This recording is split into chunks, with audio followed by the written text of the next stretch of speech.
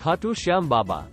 राजस्थान के सीकर में खाटू श्याम बाबा का मंदिर है, जहां दूर दूर से लोग आते हैं और कभी भी खाली हाथ वापस नहीं जाते। श्याम बाबा को हारे का सहारा माना जाता है। कोई भी परेशानी हो, इस मंदिर में आने वाला कोई भी भक्त निराश नहीं डालता है। यूं तो पूरे दुनिया में खाटू श्याम बाबा को मानने वाले बसते हैं, लेकिन वैश्य और मारवाड़ी वर्ग के भक्तों की तादाद थोड़ी ज्यादा है। लाखों करोड़ों लोगों की आस्था का केंद्र खाटू श्याम जी का असली नाम बर्बरीक है। बर्बरीक बाबा घटोत्कच और मौरवी नागन्या के बेटे हैं।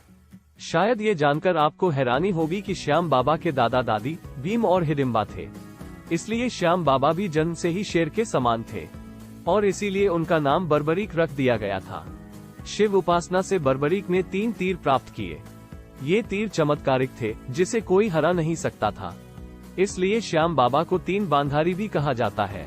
भगवान अग्निदेव ने बर्बरीक को एक दिव्य धनुष दिया था, जिससे वो तीनों लोकों पर विजय प्राप्त कर सकते थे। महाभारत युद्ध के बारे में जब बर्बरीक को सूचना मिली थी तो वो भी युद्ध में भाग लेने के लिए जाने लगे, लेकिन बर्बरीक की मां ने ये वचन ले लिया कि जो हार रहा होगा उसका साथ देना। तभी से श्याम बाबा हारे का सहारा कहलाए। रास्ते में बर्बरीक को श्री कृष्ण ब्राह्मण भेष में मिले और पूछा, युद्ध के लिए सिर्फ 3 बाण लेकर कर क्यों जा रहे हो? बर्बरीक ने कहा कि ये बाण इतने सक्षम है कि किसी भी सेना को समाप्त कर सकते हैं। तो ब्राह्मण ने बर्बरीक से एक पीपल के वृक्ष की ओर इशारा करके कहा कि वो एक बाण से पेड़ के सारे पत्तों को भेद कर दिखा दे। बर्बरीक ने भगवान का ध्यान कर एक बाण छोड़ दिया। उस बाण ने पीपल के सारे पत्तों को छेद दिया और उसके बाद बाण ब्राह्मण बने श्री कृष्ण के पैर के चारों तरफ ही घूमने लगा। दरअसल श्री कृष्ण ने एक पत्ता अपने पैर के नीचे छिपा दिया था। बर्बरीक समझ गए कि तीर उसी पत्ते को भेदने के लिए ब्राह्मण के पैर के चक्कर लगा रहा था, तो बर्बरीक ने ब्राह्मण से अपना पैर हटा लेने को कहा। अब ब्राह्मण ने बर्बरीक किस पक्ष की तरफ से युद्ध करेंगे ये सवाल किया।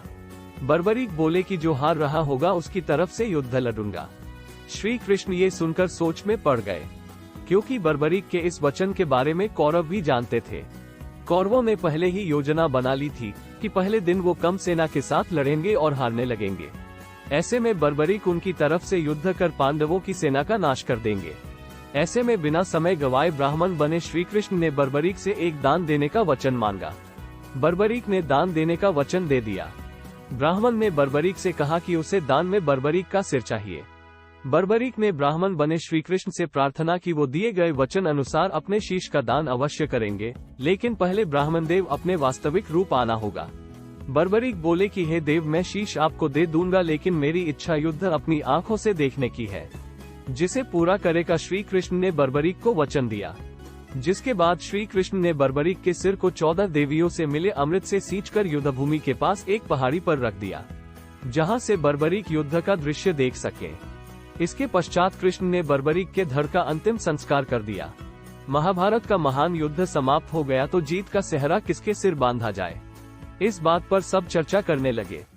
तो श्री कृष्ण ने बर्बरीक को इस युद्ध के साक्षी बताते हुए प्रश्न का उत्तर उन्हीं से जानने को कहा, जिस पर बर्बरीक ने कहा कि इस युद्ध की विजय का श्रेय एकमात्र श्री कृष्ण को जाता है। युद्ध की विजय के पीछे सब कुछ श्री कृष्ण की ही माया थी।